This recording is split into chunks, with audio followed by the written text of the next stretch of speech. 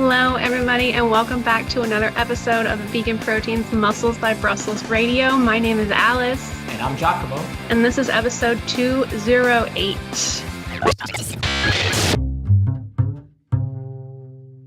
Woohoo! What was the last thing that we recorded? I forgot. Ooh, I remember recording it. I don't remember what it was about. We had a good time. Yes. I remember you were at the end of your competition prep, or were you already competing at that point? I think it was right after it was complete. Because was I just getting over one of my many illnesses that I contracted after getting off of stage? I think it was something like that, but I don't remember what it was about. I'm so sorry. That's okay. Oh my gosh. There's a certain, when you have prep brain, it takes one, you recognize it right away when you're someone who has prep and you're like, I know exactly what that person's going through. Let me throw them some love. Let me throw them some support, because when you're in it, you're in it. And if you haven't been through it, it's hard to explain it to someone else. Oh yeah, there's only so much room in your brain, and when you are that low on carbohydrates, basically that low on brain fuel, you're just like, all right, that's in one ear, out the other, moving on to the next thing. And there's literally so many conversations that I don't remember happening at all from prep. And poor Carson is like, we already talked about this, don't you remember? And I was like, was it during prep? He said, yeah. I'm like, no, it's gone. I feel so bad. But he's so patient, and he's just a saint about it. Thank goodness. Well, supposedly he wants to prep too now. It's gonna be my turn to take care of him. Hopefully, um, we keep pushing off the date, but we want to do it. We want him to compete soon. It's gonna be great. He's really got great genetics for it, and he's been lifting a long time. We've just got to, focus on some parts of the anatomy, and he's gonna be ready to go. He's gonna get up on stage. He's gonna crush it. I'm looking forward to that for sure. It's going to be about, let's see, not this year, not next year, probably the year after. So 2027 is what I'm mapping out for my next prep. Right now, I'm doing everything I can to be in the best place possible for when I start, striking distance wise, and also structurally to have as much muscle on my body for when I start it in all the right places. So as you know, it's a long game. It's a marathon, not a sprint. People don't seem to realize that because it's so, how do I say, extreme and exciting. It's like it's an adrenaline rush to compete. So people think that, like, you could just dive right in. And I guess in some ways you can, but it really is, if you want to do good in it, you got to prepare for quite some time.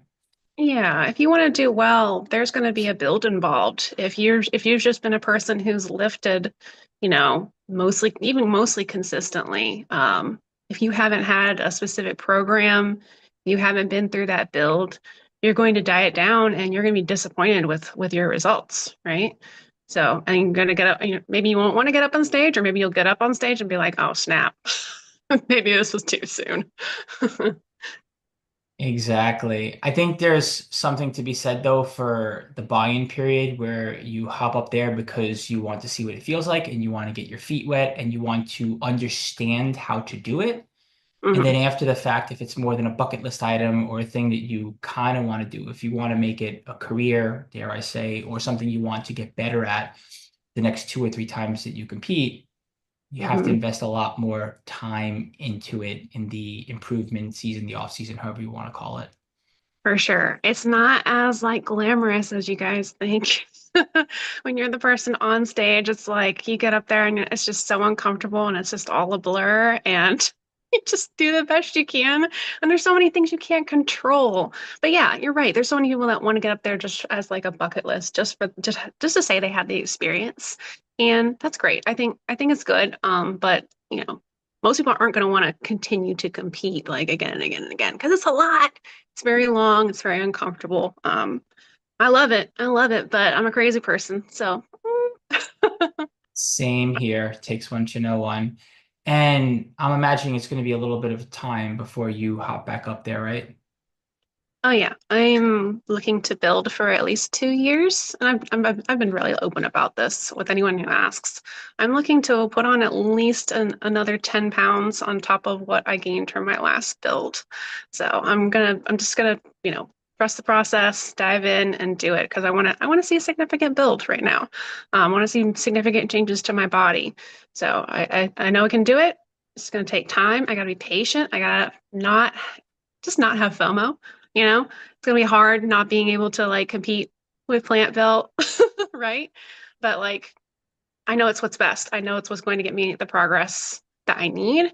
And yeah, as long as I can just get over the FOMO, I'm going to be okay. I'm thinking about trying like some maybe, well, when I'm fully recovered, because I'm really not like fully um, hormonally recovered yet. But like when I'm fully recovered, I'm thinking about just trying like some powerlifting on the side, not competition wise, but just like, something to get me excited to go to the gym, something that, you know, I don't know. There's nothing more exciting to me than getting a PR with a barbell for some reason. You just feel like Superman. So it'll be fun. It'll be fun. I need to find things to distract me, and I'm gonna have plenty of that. Right. And for someone like you, it's probably pretty easy to obsess over the thing you want to get better at because you're goal driven, process oriented. This is your life. I can understand and completely relate. What kinds of things do you feel like you might have missed out on outside of this, though, that you're able to focus on now, or you're looking back at regret and be like, let me try to do these things? Because it's easy to talk about and think about your goal and what you have to do to get there and like Mhm. balancing out a little more. But I know for me, I usually find myself fantasizing about a hedonistic lifestyle when I'm prepping, where it's Mm. all pleasure. And I just have to imagine and fantasize about all the things that I couldn't do because I can't actually do them, right? It's like if Yeah. you're disabled or injured, this or that, and you got to find a way to entertain yourself and you're not able to do the things you normally do, what do? You use your imagination, you start imagining you were there, and then you find ways to do stuff. And I feel like that's the pitfall after a prep is all of a sudden you're in that mindset of the things that you couldn't do, and you have to control that somehow, but you also have to allow yourself to like breathe and live a little. So what kinds of things have you focused on outside of the idea of balancing out and not being as focused on competing and trying to push harder for the next time? Mm. I mean, I think the saddest thing for me was probably that, when I first started that prep, it was like during the holidays. So it felt like I didn't get a Thanksgiving or a Christmas like dinner with family. And just focusing on social life. I feel like I kind of, and this is normal. This is normal for prep. You're unable to do the social things that everyone kind of wants to do and expects you to do, going out, getting food together. Um, my friends will be having alcohol, I'll be having non-alcoholic beer. I can't be in those settings. I can't even be, even if, let's see, Carson's brother loves to have people over to their house and entertain. And there's always tons of food. Not all vegan food, of course, but I'm looking forward to getting back to that. Being able to stay up a little bit later, being able to get a special something food wise, get a vegan pastry, get some vegan ice cream, try and fit it into my more generous macros now. But mostly the relationships and just the social life, I think. Really, really trying to do that, to focus on that a lot. And just personal endeavors. I want to start a business, and it's going to be a lot, but I need to push myself. I need to keep growing, and I've got a lot of goals. Yeah, for sure. The social thing, the finding ways to enjoy food again in a way Mhm. where it doesn't serve your needs is really important. I think that's something that we often struggle with our clients and trying to find that healthy balance essentially where you're able to fuel yourself. However, you're also able to make choices where you're eating not just like an athlete, but eating like somebody who enjoys eating for the sake of having dinner with your family or going out or like not thinking about how food will serve you. How's that old saying go? Eat to live, live to eat, etc., etc. I Mhm. usually encourage my athletes, you're eating like an athlete. You're eating to get healthier. This requires you to be different than the standard American diet would dictate, like this is how you should be eating. And let's face it, that's Right. what's around us. But that being said, I do feel like you can strike a balance where you're still eating for performance, which is what this episode is about, balancing out your macros for performance while also still being flexible. But uh, why don't we walk it back a little bit and why don't you tell me what you think balancing out your macros for performance is like, the whole reason why we decided to do this topic in the first place today. Yeah, I feel like this is a huge conversation that I'm repeatedly having to have with clients and leads, especially newer vegans who are very excited about, diving into their whole food plant-based diet. And they're on social, they're looking at all these amazing influencers, showing their meal plans and pictures of their food, how they're meeting, these crazy high protein goals with like lentils and rice and vegetables. And it's hard to know how to respond as a coach, as a vegan coach, because I realize that there are some unique individuals that can do that, but I'm not going to point fingers or list names or anything like that. It's not our style. But just because they're whole foods doesn't mean it's going to be like a ultra superior food, right? And there's just going to be some different things you have to do, and maybe have some more balance in order to just meet those goals, right? Most people are not going to be able to do it. Most people are not going to be able to, rely on mostly lentils and beans and nuts and seeds as their primary protein source, right? And I know a lot of people are going to be listening to this. And they're going to be like, disbelief, disbelief. How could you be saying that? Everyone else on the internet is saying you can do it. I understand why you wouldn't believe it, right? There's this whole clean eating movement. We've also got, I guess, something of like the superfood movement. I don't know if that's still like a big thing, but I think it still impacts a lot of us. We talk about the benefits of various fruits and vegetables. I think there was like a big thing about like acai and I mean I've heard things about superfoods being like anything from like broccoli to blueberries, right? And sure, these foods are amazing, right? We know that vegetables are amazing. We know that they're going to be able to like lower our blood sugar levels. They know that it's going to be full of healthy fibers, but any fruit and vegetable in some way could be called a superfood.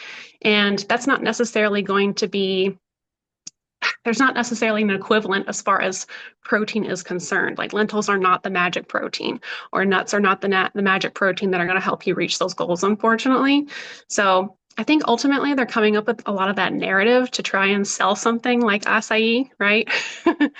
um, Whether that be, acai, turmeric. Like I said, I've heard people try and push blueberries as a superfood, and I looked it up, and they're actually like there are like supplements around anything. You can get blueberry supplements, anything to avoid like having to eat these things. I don't know. People are always trying to sell you something, right? And you can't always trust that narrative. What I like a lot about what you're talking about is the fact that we are digging right into how health obsessed we become when we're looking for the perfect answer with what are the most nutritious foods to eat, or we're looking for the person who's on Instagram for inspiration and we feel like we're accountable to them. And Mhm. if they're doing it, then we can do it, right? Or we should do it this way. And it's a challenging thing to mimic because let's face it, when people put things on social media, they're doing it to paint a picture of what is ideal. And, I don't fully blame the person who goes out and puts this whole food plant-based diet with lentils and beans and nuts and seeds and all the stuff that's marketed out there for superfoods, like all the healthy stuff that's marketed out there and the ideal way. I don't fully blame the narrative that's out there and the way that people are like, hey, like you should eat this way or consider making healthier choices because it does encourage you to make healthier choices and it is important to put that message out there. However, when you see that and you're looking for guidance and support and inspiration and you feel like you want to model yourself after that person, but when you pull back the curtain and you see that person is eating just like you sometimes, but you feel ashamed, then all of a sudden you have a problem trying you have a problem like trying to figure out a way to eat that's balanced essentially, right? So Mhm. what do you wind up doing? Well, you lean in on tracking macros, right? Mhm. And you want to hit your carbs, your fats, and your protein, and you say to yourself, okay, well, I can just be flexible this way. But I think there's a bigger problem where you you wonder like why can't you do it essentially. That's what I was getting while you were talking about different ideas that are out there, whether it's a superfood movement or the vegan athlete who's out there who's like, I eat lentils and beans and nuts and seeds and grains, and that's all that I eat. And every once in a while I have a Exactly. treat, this or that, but this is what I do. Well, Exactly. and sometimes there are outliers who can do it that way. Right. Sometimes I'm doing it that way for like a year or 2 years or more, but and I do feel like that's something good to strive for, but it's not practical for everybody, and it's not necessarily the approach like that is ideal. Put it Right. that way. And you can be flexible and you don't it's just it's hard. It's hard because that you see what you see and you're like, well, why can't I do it?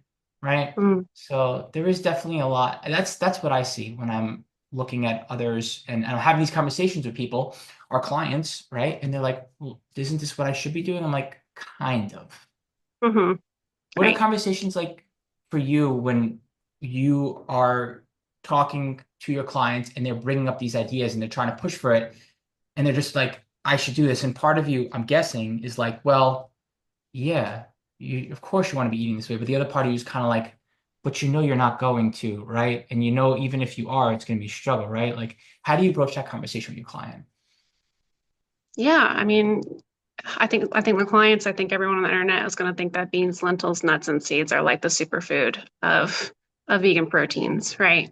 And they want to be able to rely on those things. And uh, I think I take it one food at a time. That's kind of like the taboo foods, you know.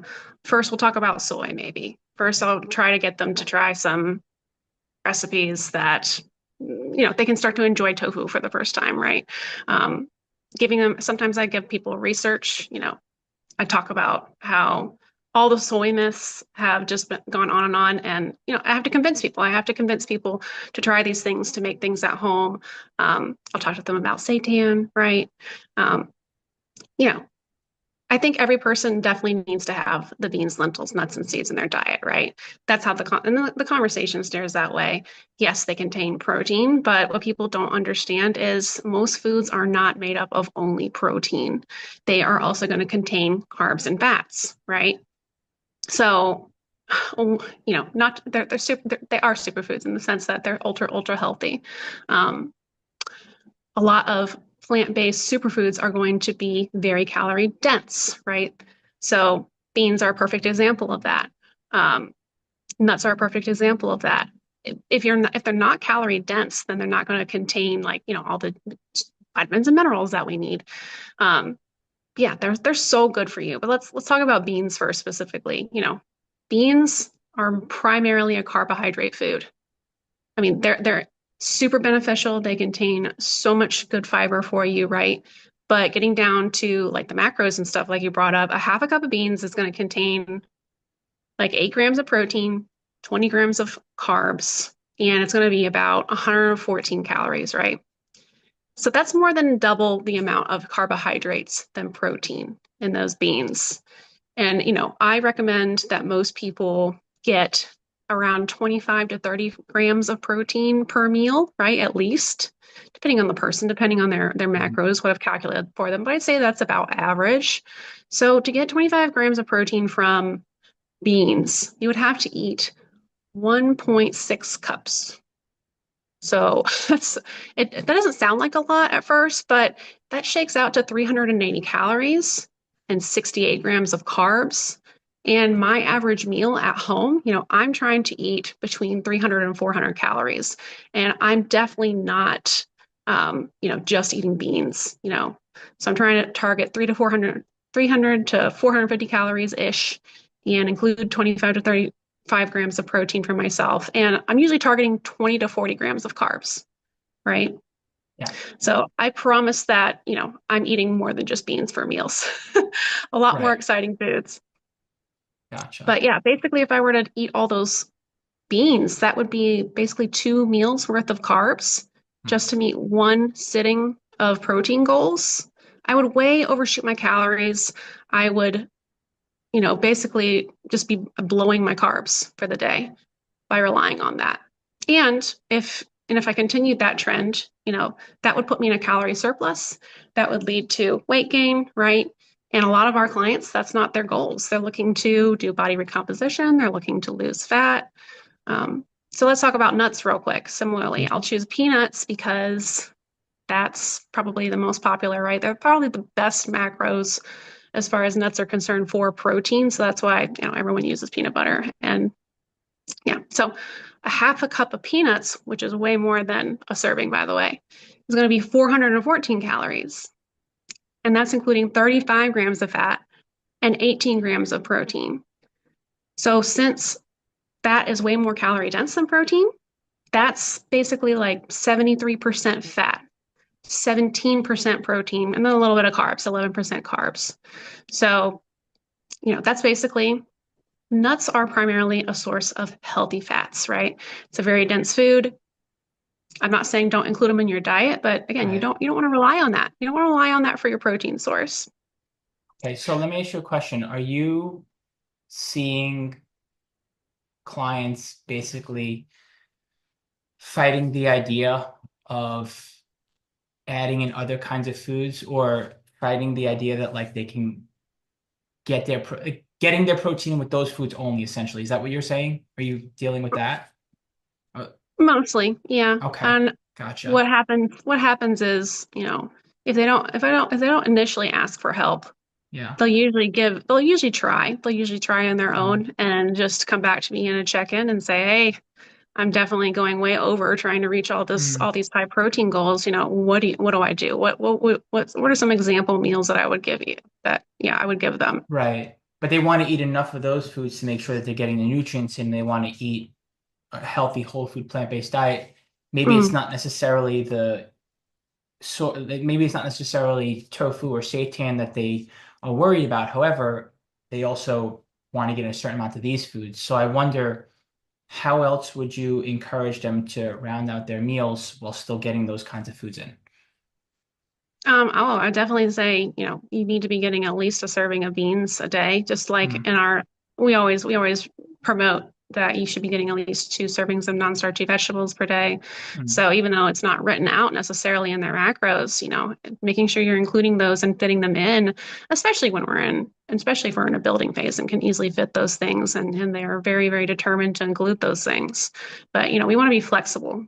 We want to be flexible, but we still want you to meet your goals. So, talking about having to be willing to use protein powder or vital wheat gluten or soy or powdered nut butters, right? And I think people get very afraid of these things because they immediately think they're ultra processed foods. They want to avoid processed foods. Um, but I think ultimately these foods, I think for processing, we should be more worried about what's added into the foods rather than what's taken out. Would you agree with that? when you Like say the what's added sugars, into the foods, the like the sugars, okay. sugars and the fillers and the emulsifiers and the thickeners and the coloring. So if someone's taking out some of the carbs and fats, it's leaving you with a more protein dense food and you're able to meet your goals, right? Gotcha. Okay. What I think about with all of those things that get added into foods are, well, let me see. When food is meant to taste really good, Yeah.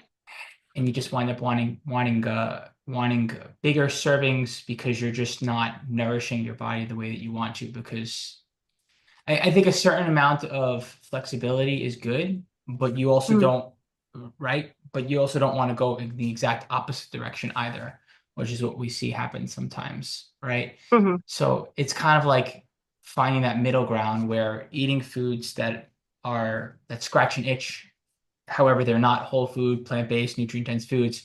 We're also while also making sure that you're continuing to try to get well more than 50% of what you get in from a whole food plant-based diet. I think that's, and feel good about both. I think that's kind of the healthy way to think about how you're eating, plan out your meals, enjoy your meals.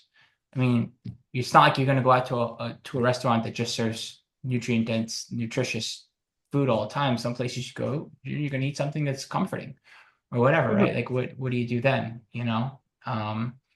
So yeah. Protein wise, mm, I have no, I mean, I love Vital Wheat Gluten. I mean, protein powder, all that. I think there's a need for all that, right? Whether it's convenience, whether it's to make your own. Is that maybe what you were getting at with the whole, like when it comes to packaged proteins versus making your own stuff at home, maybe? Hmm. Yeah, I mean, I think when we start making our own foods at home and figuring out what we like, I think we'll be able to realize, things like you can still be healthy. There can still be balance. Um, I don't know. Going back to like the influencers, right? Mm. That are showing their meal plans, what they're able to eat. Um, some of these things if you actually look in the comments, if you actually look at the questions people are asking, if you actually look um, at the captions, people say, okay, what exactly are you eating if you're making all these things, your protein sources, and what kind of calories are you consuming? And they'll come back with say, oh yeah, I'm eating 3,300 calories a day, or I'm eating 4,000 calories a day. So my first thought is, okay, you're definitely male, right? Because none of my female clients, I wouldn't be eating that much, right? Um, and I'm thinking they're definitely in a build, right? Because men and women cannot eat that high of calories and stay very, very lean for the most part. It's a big calorie surplus for most people. I think I would say, in just like you said earlier, there's some people who can get away with it, and I think the only people who could get away with it are going to be like your lifelong athletes or people with just like they're very genetically lucky in that way. Yes, they exist. A lot of them exist on social media, right? And it's very discouraging for the average human being. It's very discouraging for someone like, I don't know, I'd say you and me don't fall into that camp where we could be eating 4,000 calories a day and be successful, right? Um, Most of them are lifelong athletes because they're able to eat that much and they're able to gain mostly muscle and gain minimal body fat from that nutrition plan, right?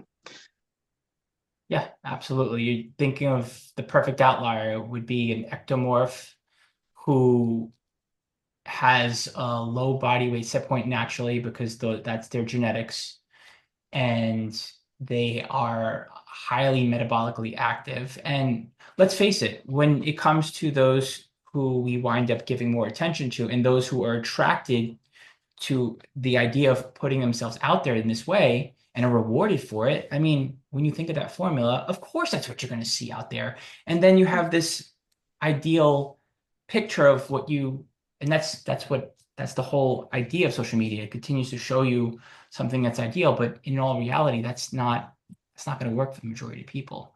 And even if they are an ectomorph, if we're totally sold on ectomorphs really even existing, at least I have feelings about those terms, but I feel Yeah. like when most people are talking about ectomorphs, we're talking about people who have trouble gaining weight, period, and they're Mhm. also consequently going to have a hard time gaining muscle, Mhm. even though maybe their bodies are furnaces and they can eat all those calories. Like, are they really able to efficiently build muscle? So there's still like those outliers, even outside of like the ectomorph camps, right? Yes. Yes, Right? absolutely. I have a client like that right now, actually, where it's not only is it not fun, he can't get on the other side of it. Mhm. So I totally hear you there as well. So, how can we stay sort of minimally processed, still including whole foods, but get 120 grams of protein on average for many women, or what would you say, 160 grams of protein for most men, like on average, as a Yeah, it's a middle fair of the road. number. Hmm. You know, choosing minimally processed or maybe moderately processed foods with little additives. And I'm a huge fan, an advocate for making your own food, cooking your own food, right? My Because favorite we're not going to thing be able to go about, out and go find ahead. that in a restaurant. Go ahead. No, that's true. So you say you're not going to be able to go out and find that at a restaurant when it comes to making your own foods. What do you mean by that? Um, if we're going to find, say, even we go to like Asian restaurant, we'll have tofu and vegetables. It's still going to be stir fried. And so you're going to be getting all of these extra calories that you don't even see on your plate from that oil that they're stir fried in and the breading. And you're not going to be able to reach your goals with stuff like that. So learning to make it yourself and learning to make food that you enjoy and fits in your macros is absolutely just required. And fun. I mean, soy, tofu, fava tofu. Have you had any of the big mountain tofu yet? Stuff. It's so good. I found it at Hannaford's. I was coming home from a float and I was like, you know what? Let me hop into this grocery store. I like grocery store hopping. It's fun. It's a thing. I'm not the only one. Tell me I'm not the only one. No, no, I love it. Okay. I'll literally just, me and Carson call them grocery store adventures. We're just gonna go and walk up and down aisles and pick, oh, I've never seen this before. Oh, snap, it's vegan. Let me take a picture of this. Yeah. Or let's go buy this and let's find out something to make with it. I mean, we did It's a that with the problem. marshmallow fluff even. That's how we ended up making Okay. our protein Rice Krispie treats, right? With the Mm. edamame puffs. So you can get really Mm. creative and get lots of ideas just exploring the grocery store. I get like tired of the whole the world wasn't built for vegans or for a plant-based diet or for people that want to eat healthy. And then you have this feeling of going without, and it's really sad, it's really frustrating, and then you kind of feel like a weirdo for packing your own food or making your own stuff. And I'm like, you know what? No, screw that. This is fun. You get to make your own food. You get to have all kinds of whatever, Indian, Korean, Italian, Spanish. You make these meals at home. You figure out how to do it in a way where you get in the right amount of protein. We have tons of these recipes on our site. I mean, you continue to put a lot of them out on YouTube, right? It's fun to be Yep, creative and understand how to nourish yourself and to make these and then the other thing, what I've been thinking about, and I wonder if your mind's on the same thing, is that you learn what's actually in food when you pay attention to how to make your own plant meats, for example, and how to make sure there's exactly. enough protein on your plate. For sure. Some other ones that are my favorite, you can find TVP made from soy or from peas these days. That's another big one. They've Mhm. taken out some of the fat from the protein source, and so it's a lot more macro friendly.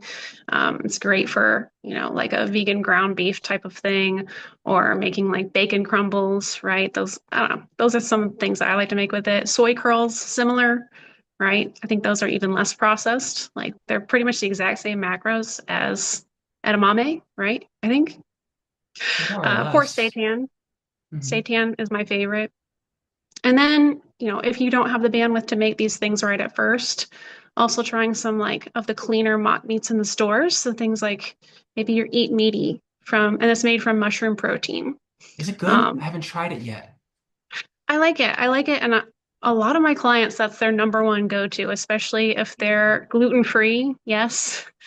Because they get a lot of soy, and so having the mushroom steak and the mushroom chicken is just a nice mix-up for them, and it cooks well, I think. Abbott's is made from pea I love protein. their stuff.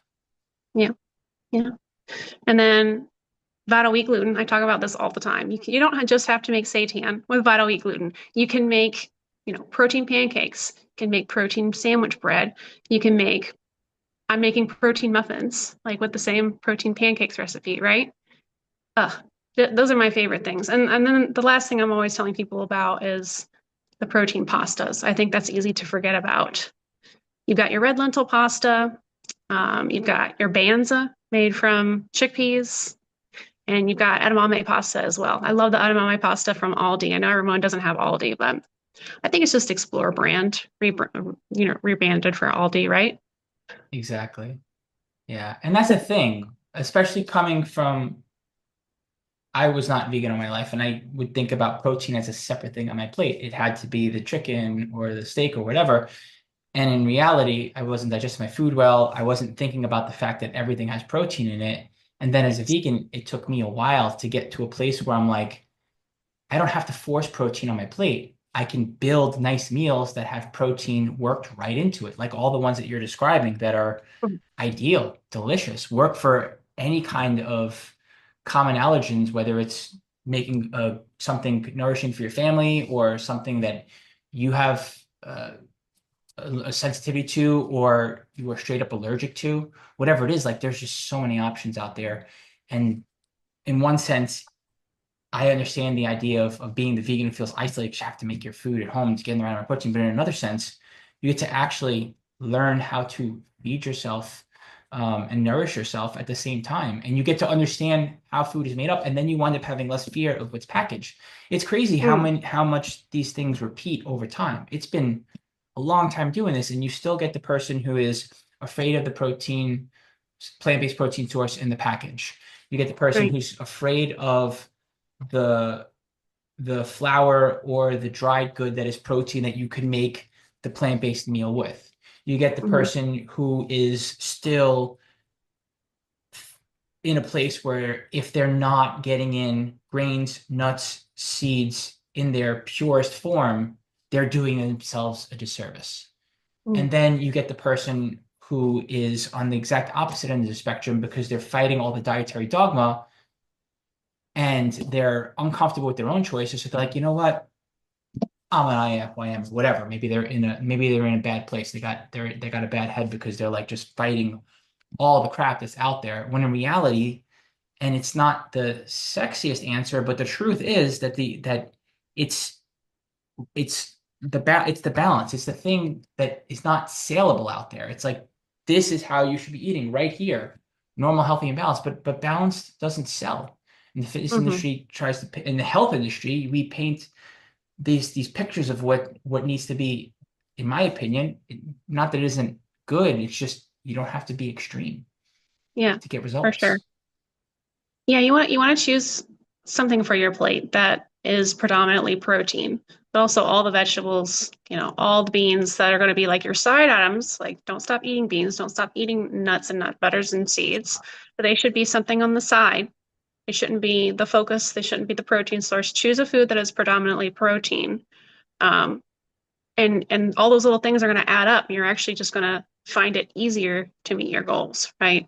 So, how do you find like the best protein foods? Like, how do I like shop for foods? Um, if you look at the nutrition label, you can actually think of it as like a 10-to-1 ratio. So, for every 10 calories, 1 gram of protein. So, basically, like if you're looking at something, oh, it's 250 calories a serving, then you're looking for something that has about 25 grams of protein, for example. It doesn't have to be exactly that. It can be a little less. So not every food is going to, shake out perfectly like that macro wise. But that's just something that's made it really easy for me to find like, all right, this is going to be good for my athlete goals, for continuing to get progress and performance. So easy peasy. Hopefully that's something that everyone can remember. I like What that. kind of what are some of your favorite like meals that are very like protein dense? Some of my favorite meals that are pretty protein dense. Hmm. I have been very obsessed with the 5 minute single serving seitan recipe that we have. That Hmm. is also up on the YouTube channel. We should leave it in the show notes because it's simple, it's convenient. I don't have to think about it, and I can just make it in a jiffy. I have the premix ready, and I usually round it out with some vegetables and some sort of like starchy carb, like beans or lentils or maybe potato or whatever, because the Hmm. seitan itself is pretty protein dense. So depending on what I'm eating, I may want to like focus more on something like potatoes or rice, for example, over Hmm. say lentils or beans, because I don't want to get too much protein in a meal. That would be so if I'm having lentils or beans as a base, then I would maybe have like some Morningstar Farm chicken strips mixed in with some of my broccoli, or I would have another meal that's protein dense and just not focus on protein at that particular meal. Like you don't have to get X amount of protein in with every meal or else. Like as long as you're getting more or less getting in the amount of protein you need a day, you're fine. It's Hmm. not that big of a deal. I am a big fan of proteins. I know it's people have mixed Yeah, feelings on them, but I I like like, fruits. yeah, protein and oats in the morning. Or if I'm in a rush, I'll have a protein shake with some fruit. And if I'm Hmm. breaking up my meals throughout the day, like Hmm. trying to get in my training, I'm like, all right, well, I'm in a rush. Like have maybe like a piece of fruit and a protein shake just to go. Um, but what about you? What are some of your favorite meals? Yeah, I also love oatmeal. I could have oatmeal every day of my life and never get Mm, tired of it. I go in and out of proteins, so I'll either have protein powder or these days I'm more likely to have either a protein bar or maybe a plant-based sausage patty or two because I really enjoy actually having like the breakfasty foods. Um, I love stir fry bowls. Those are great. And of course, I'm not actually frying them. It's literally just a bed of vegetables in a giant bowl, usually cooked in the microwave and topped with some homemade seitan of mine or some tofu or some soy curls. And I've either air fried those or put them in the skillet and cook them that way. And just a little bit of sauce. Keep it simple. I like buying pre-made sauce that are accidentally vegan and have, minimal ingredients. Just so that I don't have to bother with that. It saves me time in the kitchen. I'm very lazy in the kitchen, so all my recipes are just like very quick, right? So making yourself a stir fry bowl, literally veggies and a protein source and a little bit of carb with your sauce. Similarly, a burrito bowl, right? That's a staple. That's a staple. And that's a great way to get in your beans. Bed of greens, include your beans, include guac maybe for some healthy fats and a protein source. When I'm traveling, like right now, I do a lot of tofurkey sandwiches. But I'll also We've all been make, on the sandwich kicks. You, yeah, Danny, me. exactly. Yeah, we were all eating sandwiches in Florida. But I'll also make my own. I'll make my own deli slices. So it's not always tofurkey per se. It's so easy to make. If you guys have not made seitan before, I would really encourage you to do so with the 5-minute seitan recipe. Or I love 86 Eats website. They have basically it's the same recipe over and over again, just with different seasonings and a little bit different like ways you prep it to get, your chicken or your turkey or your beef or your pork. There's so much variety on there. You don't need to need the dough. The food processor needs it for you, and you put it in the oven. So easy. I can put that in the show notes too. I'll also do some kind of wrap sometimes. Like I love vegan buffalo chicken wraps, or Euro wraps. Euros are good too because the tzatziki, making vegan tzatziki, is really low calorie. Um, we've got all these, what is it? Yogurts. You can make your own with vegan yogurt. Vegetable soups. Again, like tomato soup with veggies, protein added in there. Um, Protein spaghetti if I'm feeling really lazy. Getting the edamame pasta and just throwing a little bit of marinara sauce on top. It's a really easy meal. And then things like mug cakes and protein pancakes for snacks. Mug With vital wheat gluten cakes. usually. That'll be what, gluten you said? With vital wheat gluten usually. Gotcha.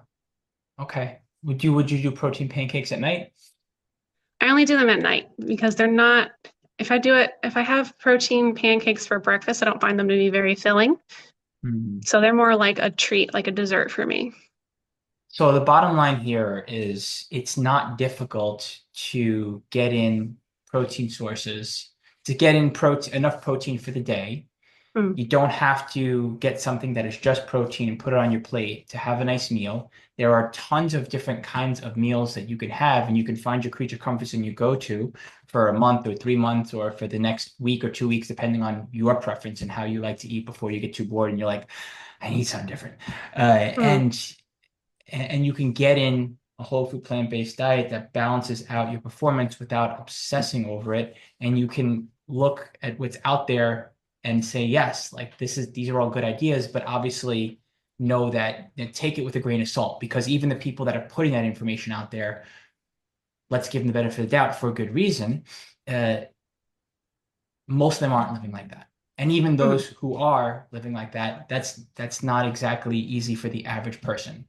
Whether you're a busy parent, whether you have been used to eating a certain way for a long period of time and you're just not looking to make that much of a 180, whether you are a very busy person who doesn't have the time to do that stuff, whether you're a lazy person in the kitchen by choice or Mhm. because cooking is just not something that appeals to you, whatever it is, there is an option for you, and you can absolutely eat like an athlete and not have to do it in a way that's boring or miserable. And you can learn a whole lot too about food and how to fuel yourself if you keep an open mind rather than being afraid of what you don't know that's packaged or that isn't a bowl of lentils, for example, or like Mhm. 2 tablespoons of nut butter with chopped up apple. Like there's so many other options that are out there for you. Yeah, for sure. For sure. Yeah. Do you want to talk about what's ideal in terms of a macronutrient ratio and how you would program for different kinds of goals? We don't necessarily do ratios, but Mm, we start out by calculating the person's, daily protein amount. mm. And we try to generally keep them lower fat. We never typically go below like what, 40 grams, would you say? And mostly fueling ourselves with carbohydrates. I think a lot of people are afraid of carbs, maybe vegans less so, but carbohydrates are going to be what's primarily fueling you, making sure you're getting a good pre-workout and post-workout meal, right? With making sure you're getting, again, that 25 to 35 grams of protein, um, probably, I don't know, I'd say 40 or 50 grams of carbs. Would you agree with that? And keeping that Like meal pre low and fat? post. Yeah. Yeah, more or less. Try to favor the carbs because you'll be able to get more energy out of them. Whereas the fat, Hmm. it might be a little harder to get, unless, of course, you're in a calorie surplus and you just have plenty of energy stores, then it isn't quite as important, right? Right, right. But you're right. As far as the formulas and the tried and true principles of programming for nutrition, you're spot on across the board, right? Hmm. And of course, there's some flexibility depending on other priorities, what you have going on, and where you're at as far as with your goals and your process. Hmm. For sure. Yeah, or Yeah, and personal I'd say preference. Sorry. it's for sure, for sure. I think for some people, if they have a really hard time eating low fat, you can absolutely trade some of those carbs so that you can have a more sort of savory diet, right? But yeah, I'd say most women start out, about 120 grams of protein on average. Depends on how your height, right? And probably your age and your goals. But I'd say 120 is a good like median. And for most men, like 160 grams of protein. If you don't have a coach and if you don't have someone to like calculate these for you, it could be a good starting point, right? Yeah, for sure, for sure. And I do think that those who tend to lean a little more heavily on whole foods, they tend to fear that number, think Hmm. it's not possible, or just straight up struggle trying to get like above the 100 line. It's such a common thing. For sure. And with a little bit of support and belief in yourself and some and take while taking that approach that hey, you can consistently get in 120 grams of protein, it will feel good and you can still enjoy eating pretty much the way you want to be eating. Right. um, it's possible. Like it's definitely possible. You can do that. It really is. And I think that's where we try to get I mean, that's just one type of client. You do have all other kinds of clients where you got to get their protein down. I love that we get a chance to say that now. Alice, 10 years ago, we could not say that. It would be like a Getting humble bulking brag. clients. Getting bulking clients, you mean? No, it would be a humble brag if your protein was too high as a vegan 10 years Mm. ago. But it would be something that you would have put effort into because for the most part, vegans, there was just a whole idea that like vegans could not, they'd have to work to get enough protein. And I guess we were all kind of learning with what we had access to. We've learned so much more over the years now. Mm. But nowadays, I think it's easy to get in more protein than you need to by accident, whether you're an athlete or not, believe it or not. More so when you're an athlete, because I do feel like athletes focus on protein more so than the average person. But that's if you're listening to this podcast, that's you, right? That's you. So Yep. yeah. Yeah, we're not talking about the average vegan who's not trying to, build or maintain the muscle that they've worked so hard to achieve, right? We're talking about athletes and people who with physique goals. Yeah. So this is for you. Yeah. We do, of course, everyone needs a little bit higher protein. I think the average person doesn't get enough. So you can take some of these notes and just slowly add a couple of things into your week, into your meal plans, and see some benefit there, and maybe even build on those skills if you're looking to become an athlete. Yes. And then for men, usually in my professional opinion, I think the number is closer to around like 140, 130, Hmm. 140 when someone is having a hard time getting in more protein. Sure. Depending on how many calories you have to work with, it's easier to get that number up, but it could still Hmm. be a sticking point across the board, whether you're stuck at like the 130, 140 mark, or you're stuck at like the 90, 100 gram mark. And For that's, sure. It's the And I say easiest for thing that you women, can do. similarly, like 100 grams if they have a really hard time. Start out with 100 grams and, work your way up if that's something that's a real challenge. Exactly. So we got how to program macro-wise. We got ideas on how to eat balanced, delicious meals, how social media portrays things and how that might distort our opinion of what we can and cannot do and what's possible and what we Hmm. want to do and whether or not that's possible. We have the whole idea of uh, the health industry and the fitness industry and how that can perpetuate the kind of narrative that we don't want to to mess with us as far as like how how we want to be fueling ourselves properly and how we want to be healthy. Is there Hmm. anything we didn't cover? Any final thoughts that you have to share? Just that it's always about balance. Mm. I always like to say the 80-20 rule with, as far as including your whole foods in your diet, you want plenty of them. But, if we've got goals, we've got to use foods that are going to help us get to that place, help us cross that finish line, right?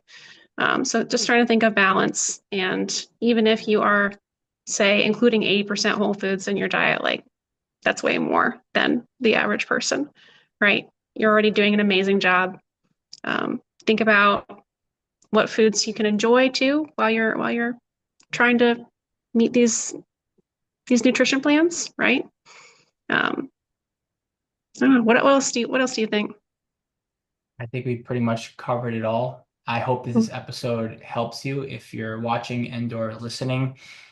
Obviously, this is what we do. So if you want more support, come join our Muscles by Brussels community and get access to way more recipes than we have on our YouTube channel and so much more. Live calls where instead of being fly in the wall for a podcast, you're a part of the conversation, or have a one-on-one conversation that's ongoing with the coach here. This is what we do. We're here to support you. And I, again, hope that you found this conversation useful. This was a fun one. I want to thank you all for tuning in. Please stay in touch with us on the socials at Muscles by Brussels, at VeganProteins, and shoot us an email, submit a coaching inquiry if you have any questions or if you're interested in one-on-one coaching. Once again, my name is 𝐃𝐨𝐧'𝐭. I'm Alice. We'll talk to you soon.